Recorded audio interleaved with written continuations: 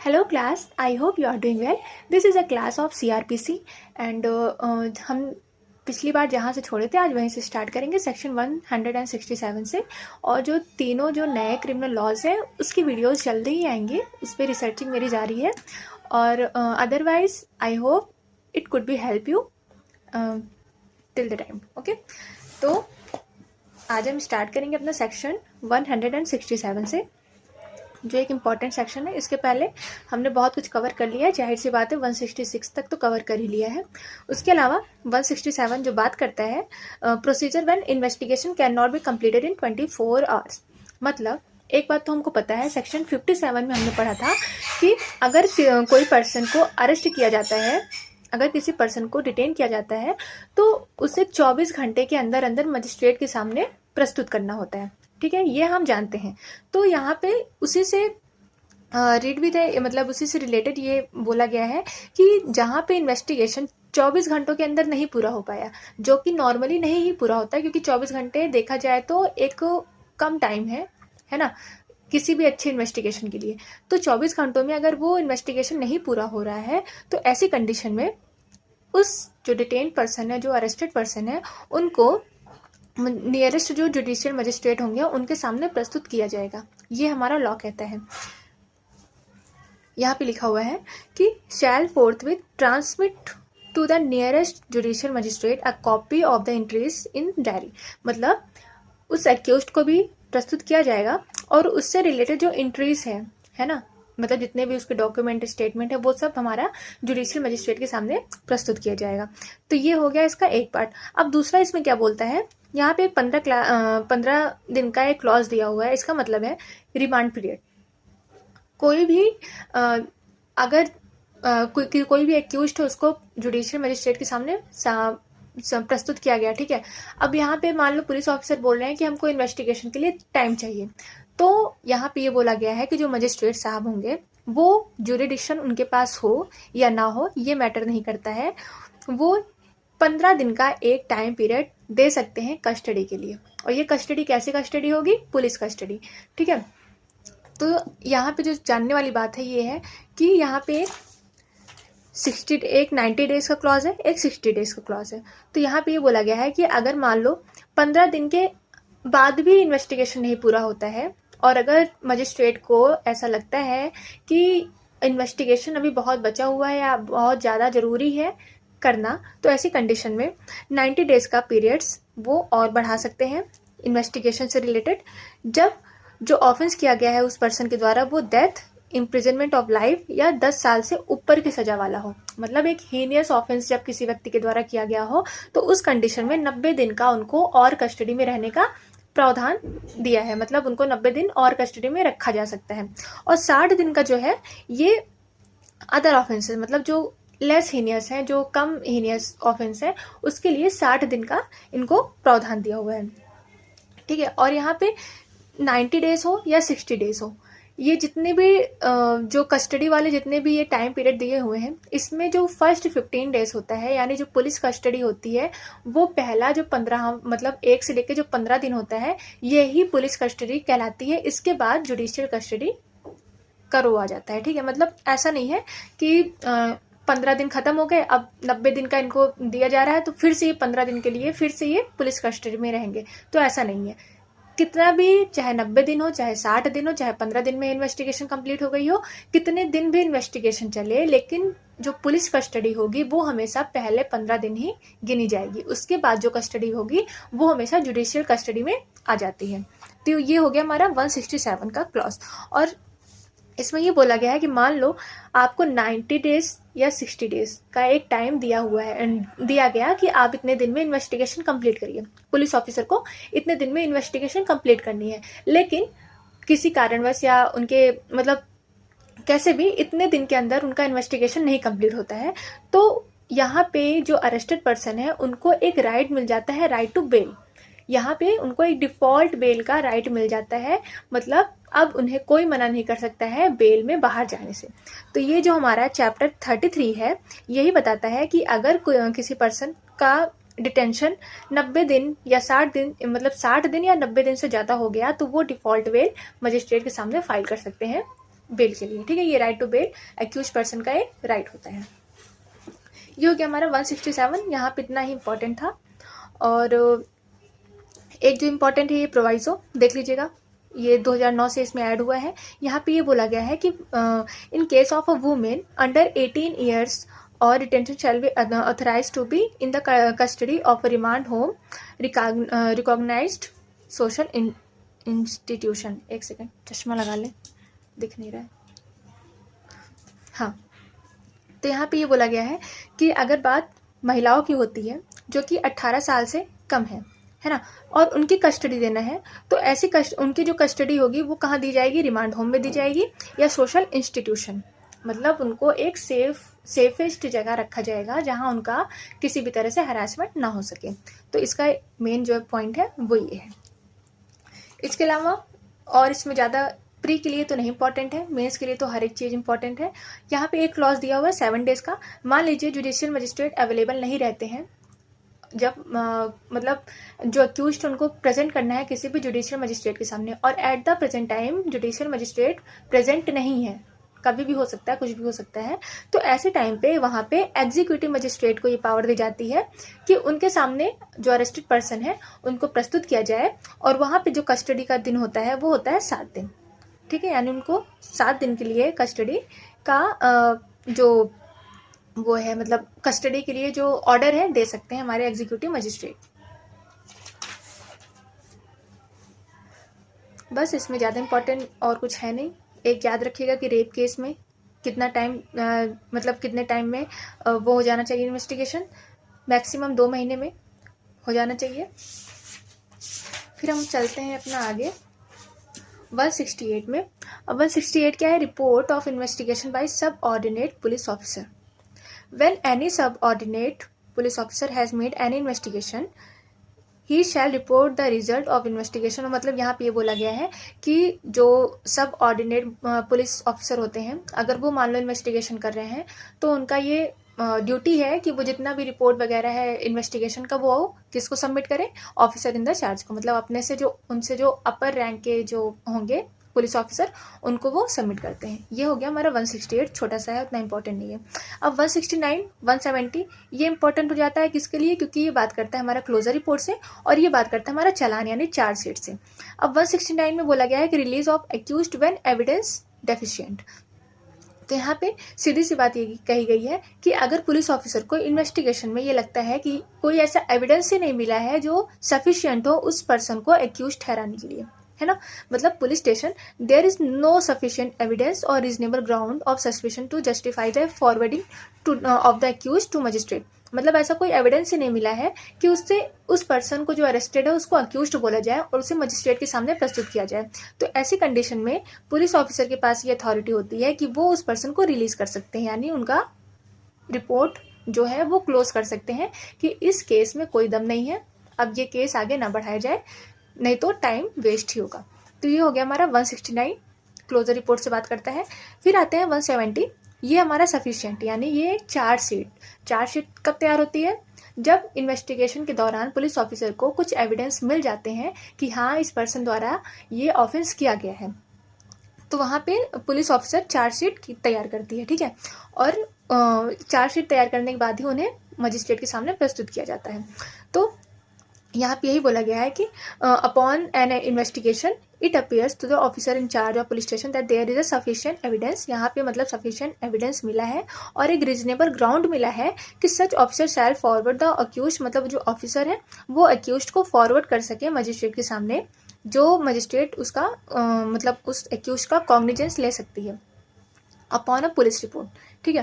और यहाँ पे ये है कि if the offence is bailable and the accused is able to give security shall take security from him for his appearance before the magistrate on the day of fixed for his attendance from the day और day before. मतलब यहाँ पे वही बोला गया कि अगर bailable है तो उनसे सिक्योरिटी ले लीजिए, बेल दे दीजिए, अगर बेलेबल नहीं है तो वो फिर मजिस्ट्रेट के अंडर में ही चला जाएगा काम। तो ये हो गया 170। बस यहाँ पे इंडेक्स बेस से इंपॉर्टेंट क्वेश्चन हो जाता है और ये पूछा था कि चार्जशीट कहाँ पे दी हुई है। फिर 171 ये क्या है, complainant and witnesses not to be required to accompany police officer and not to be subject to restraint. तो यहाँ पे हमारा कंप्लेनेंट और विटनेसेस के बारे में बोला जा रहा है कि मान लीजिए कोई भाई कंप्लेन करने आया है या कोई विटनेस अपना स्टेटमेंट देने आया है, तो उनको पुलिस ऑफिसर अननेसेसरी रेस्ट्रेंट यानी उनको रोक नहीं सकती है कि भाई तुम मतलब पुलिस स्टेशन में बैठो, तुमको कहीं नहीं जाना है जब तक स्टेटमेंट। तो ऐसा नहीं हो सकता, वो अक्यूज्ड नहीं है, वो एक इंडिविजुअल पर्सन है जो अपना स्टेटमेंट देने आए हैं। तो ऐसी कंडीशन में पुलिस ऑफिसर उनको रेस्ट्रेंट नहीं कर सकती है। 171 से इतना इंपॉर्टेंट है। अब 172 में इंपॉर्टेंट क्या होता है, ये पुलिस डायरी की बात करता है। Diary of proceeding in investigation. जितने भी इन्वेस्टिगेशन में जो भी हो रहा है सब पुलिस डायरी में लिखा जाता है। तो सबसे पहले तो इसका इंडेक्स ही इंपॉर्टेंट है। पुलिस डायरी कहाँ दिया हुआ है, 172 में। ये एक कॉन्फिडेंशियल डायरी होती है, मतलब इसको सबको नहीं दिया जाता है। ऐसा नहीं है कि जो आ रहा है भाई तुम पुलिस ऑफिसर उनको पकड़ा दे रही है पुलिस डायरी, ऐसा नहीं है। पुलिस डायरी ये सिर्फ अपने काम के लिए, या हो सके तो इसे कभी कभी एज अ एविडेंस मतलब कोरोपोरेटिव टाइप का एविडेंस प्रस्तुत कर सकती है मजिस्ट्रेट के सामने। तो ये हो गया 172। इसमें इतना इंपॉर्टेंट नहीं है। ये इसका जो सेकंड क्लॉज बोल रहा है, एनी क्रिमिनल कोर्ट में send for a police diary of a case under inquiry and trial में use such diary not as evidence but to aid. मतलब वही चीज़ कि ये एविडेंस के रूप में यूज़ नहीं होगा, बट इसे यूज़ किया जा सकता है किसी भी हेल्प के लिए, एड के लिए। ठीक है, तो अगर क्वेश्चन आता है कि पुलिस डायरी एविडेंस के लिए यूज़ होती है या नहीं, तो नहीं होती है। अब 173 ये क्या है, report of police officer on completion of investigation. तो ये हमारा सीधे सीधे पुलिस रिपोर्ट की बात करता है। अगर पूछ रहा है पुलिस रिपोर्ट कहाँ दिया हुआ है, तो 173 के क्लॉज 2 में दिया हुआ है पुलिस रिपोर्ट। ठीक है, यहाँ पे ये है कि every investigation under this chapter shall be completed without unnecessary delay. तो ये हम पहले भी पढ़ चुके हैं कि जो इन्वेस्टिगेशन होगा वो जल्द से जल्द ही कंप्लीट किया जाना चाहिए ताकि केस आगे बढ़े और जल्द से जल्द जस्टिस मिले। तो 173 के 1 में ये बोला गया है।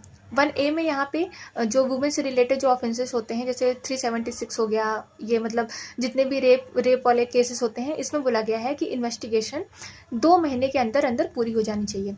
अब 173 के 2 में यहाँ पे बोला गया है कि जो पुलिस रिपोर्ट होगी उसके अंदर क्या क्या लिखा जाना चाहिए। पुलिस रिपोर्ट के अंदर क्या लिखा जाता है, name of the parties, nature of the information, किस टाइप का नेचर है, कॉग्निजेबल, नॉन कॉग्निजेबल वगैरह वगैरह, पार्टीज, उसमें एक्यूज्ड कौन है, उसमें कंप्लेनेंट कौन है, उसमें विक्टिम कौन है, ये सब हमारा पुलिस रिपोर्ट में लिखा जाता है। Name of the person who appear to be acquainted with the circumstances, मतलब उस केस से रिलेटेड कौन आना जा रहा है, मतलब कौन आना चाह रहा है, विटनेसेस कौन से हैं। तो ये सब हम पुलिस रिपोर्ट में उसमें स्टेट कर मतलब लिखा जाता है, जो मजिस्ट्रेट के सामने ले जाना है, फॉरवर्ड कर, और पुलिस ऑफिसर द्वारा उसे मजिस्ट्रेट के सामने फॉरवर्ड किया जाता है। ठीक है, अब एक बात आता है कि प्रोटेस्ट पेटिशन क्या होता है। तो ये हमारे CRPC में तो कहीं नहीं दिया हुआ है।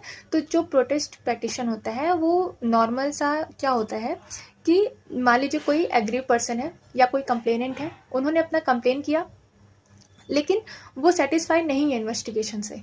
ठीक है, अब भाई क्या होता है, कहीं कहीं क्लोजर रिपोर्ट लगा दिया जाता है, ऑफेंस हुआ है लेकिन पुलिस ऑफिसर उसमें क्लोजर रिपोर्ट लगा दे रही है, या फिर इन्वेस्टिगेशन में बहुत लेट हो रही है, जल्दी नहीं हो पा रहा है, केस आगे ही नहीं बढ़ पा रहा है। तो ऐसी कंडीशन में जो एग्रीव्ड पार्टी होती है या जो विक्टिम होता है या जो कंप्लेनेंट होता है, वो कोर्ट से ये रिक्वेस्ट करते हैं कि मतलब प्रोटेस्ट पेटिशन लगा के ये रिक्वेस्ट करते हैं कि उनको एक रिपोर्ट दी जाए या उनको ये बताया जाए कि उनका जो केस है उसका इन्वेस्टिगेशन कहाँ तक पहुँचा या कैसे चल रहा है, मतलब उसके बारे में जितने भी चीज़ें हैं उनको बताया जाए। ठीक है, तो बस फिर ये सब उतना इम्पोर्टेंट है नहीं, उसमें क्या क्या लिखा होता है ये सब है। फिर आते हैं 174 में, ये बात करता है police to inquiry and report on suicide. तो इसको हम नॉर्मल नहीं, जनरली इसको हम बोलते हैं इंक्वेस्ट रिपोर्ट। यहाँ ये रिपोर्ट होती है मतलब जब कोई सुसाइड करता है या जब कोई जब किसी की डेथ ऐसी होती है जो अननेचुरल होती है, या सुसाइड हो गया, या पता ही नहीं लग रहा है कि उसका मर्डर हुआ है कि सुसाइड हुआ है। ठीक है, मतलब ऐसी कंडीशन में पुलिस रिपोर्ट यहाँ पे इंक्वायरी करती है और रिपोर्ट तैयार करती है, उस रिपोर्ट को हम इंक्वेस्ट रिपोर्ट कहते हैं। और ये जो इंफॉर्मेशन होता है वो दिया किसको जाता है, एग्जीक्यूटिव मजिस्ट्रेट को, ठीक है। पुलिस ऑफिसर द्वारा एग्जीक्यूटिव मजिस्ट्रेट को वो रिपोर्ट दी जाती है। बस यहाँ पे 174 में आपको याद क्या करना है, अथॉरिटीज, ईएम यानी executive magistrate, district magistrate, SDM यानी सब डिविजनल मजिस्ट्रेट। इसमें भी इतना इम्पोर्टेंट, मतलब प्री के लिए इतना इम्पोर्टेंट डीपली जाने की ज़रूरत नहीं है। बाकी यहाँ पे ये है कि उसमें जो मतलब होगा रिपोर्ट्स में लिखा क्या क्या होगा, suicide by women with in 7 year, marriage, death of women, मतलब यहाँ पे ऐसे जो ऑफेंसेस होते हैं जिनका पता ही नहीं लग पाता कि ये ऑफेंस है, सुसाइड है वगैरह वगैरह, तो ये हमारा 174 के अंदर ही आता है। अब हम आते हैं 175 बात करता है power to summon person, important नहीं है। 176 इंडेक्स बेस पे देख लीजिएगा, कभी कभी पूछा जाता है, नहीं तो इतना कोई वो भी नहीं है। फिर हम आते हैं चैप्टर नंबर 13 जो बात करता है jurisdiction of the criminal courts in inquiries and trial. तो यहाँ पे इन्वेस्टिगेशंस नहीं दिया हुआ है क्योंकि यहाँ पे बात की जा रही है कोर्ट की, कोर्ट के अंदर इन्वेस्टिगेशन नहीं आता है हमेशा, ठीक है, क्योंकि जो इन्वेस्टिगेशन होता है वो होता है वो किसकी ड्यूटी होती है, पुलिस ऑफिसर की। कोर्ट इन्वेस्टिगेट नहीं करता है, कोर्ट का काम होता है सिर्फ इंक्वायरी करना और ट्रायल करना। तो ये हमारा इंपॉर्टेंट हो जाता है ज्यूरिडिक्शन से पर्पज से। तो 171 बात करता है ordinary place of inquiry and trial. 177 यहाँ पर ये बताया जा रहा है कि जनरली कौन सा प्लेस होता है जहाँ पे इंक्वायरी या ट्रायल किया जाता है। तो every offence shall ordinarily be inquired into and tried by the court within उस local jurisdiction it was committed. मतलब लोकल ज्यूरिडिक्शन जहाँ पे वो ऑफेंस कमिट हुआ है उसी के ज्यूरिडिक्शन में वो ट्राई किया जाएगा। 177 में ये बोला गया है। अब 178 में क्या है कि प्लेस ऑफ इंक्वायरी और ट्रायल, यहाँ पे भी प्लेस के बारे में बताया गया है लेकिन अलग डिफरेंट मतलब डिफरेंट ऑफेंसेस के लिए बताया गया है। जैसे when it is uncertain in which of several local areas, ठीक है। तो यहाँ पे बताया गया कि जब ये पता मतलब अनसर्टेन हो या पता ना हो कि कहाँ पे ऑफेंस हुआ है या ऑफेंस कई जगहों पे हुआ है, तो यहाँ पे क्या होगा कि ऑफेंस कमिटेड ये है मतलब over any of any area. मतलब पहला इसका कंडीशन है अनसर्टेन है कि पता ही नहीं चल रहा है कि ऑफेंस कहाँ हुआ है।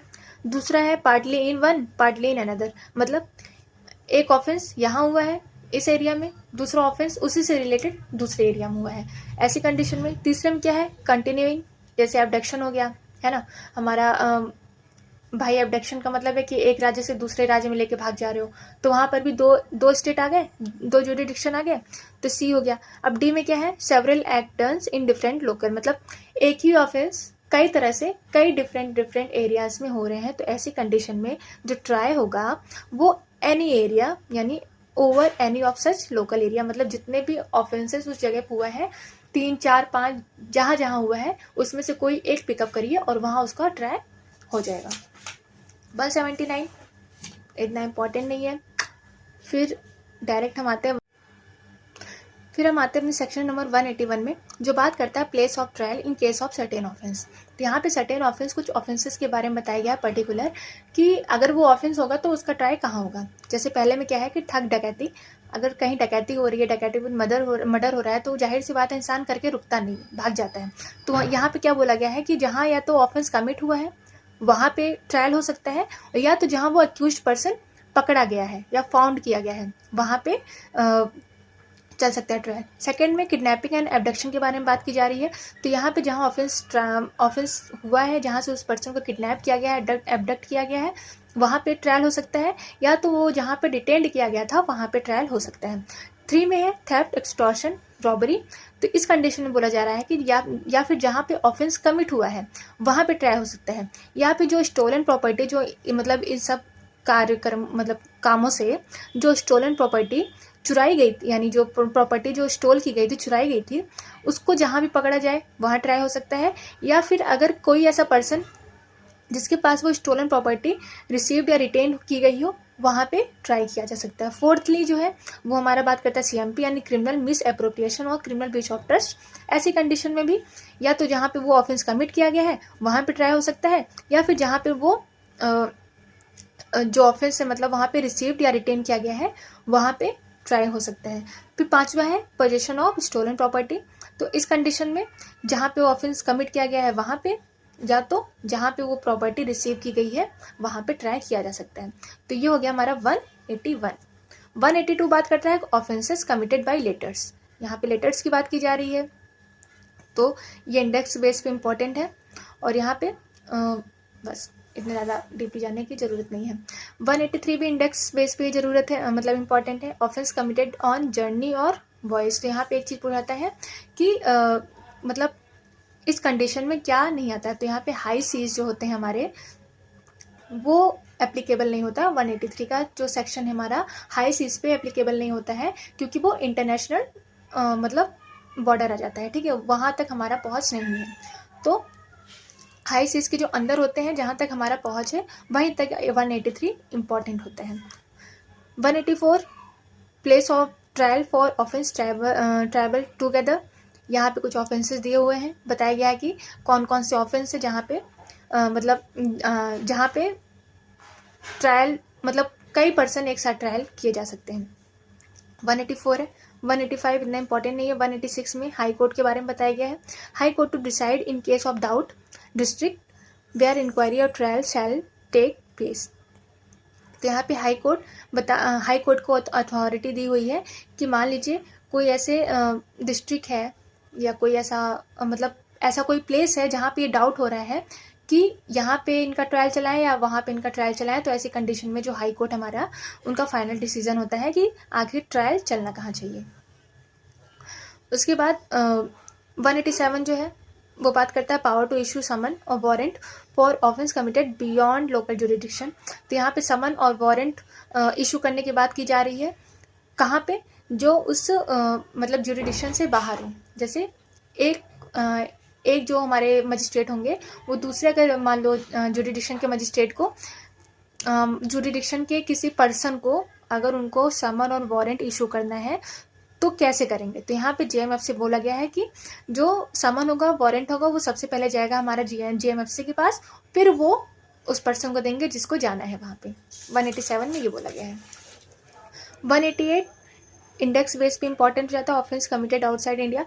तो अगर कोई ऐसा ऑफेंस है जो इंडिया के बाहर कमिट हुआ है तो ऐसी कंडीशन में उसको सेंट्रल गवर्नमेंट से हमको प्रीवियस सिलेक्शन मतलब परमिशन लेनी पड़ेगी उसके खिलाफ कुछ भी ट्राई करने के लिए। तो 188 में ये बोला गया है। अब 14 में है condition requisite for initiation for of proceedings. तो यहाँ पे इनिशिएशंस की बात की जा रही है कॉग्निजेंस से रिलेटेड। तो अब सेक्शन 190 से चैप्टर 14 190 जो कि बात करता है कॉग्निजेंस, तो ये अब हमारे नेक्स्ट क्लास में। तब तक के लिए पढ़ते रहिए और please like share and subscribe videos अगर अच्छी लग रही हो। और अगर कुछ सजेशन देना हो तो उसके लिए आप कमेंट भी कर सकते हैं, कोशिश करेंगे कि उसे सुधारें। आई होप कि आपकी प्रिपरेशन अच्छी चल रही हो। तो थैंक यू।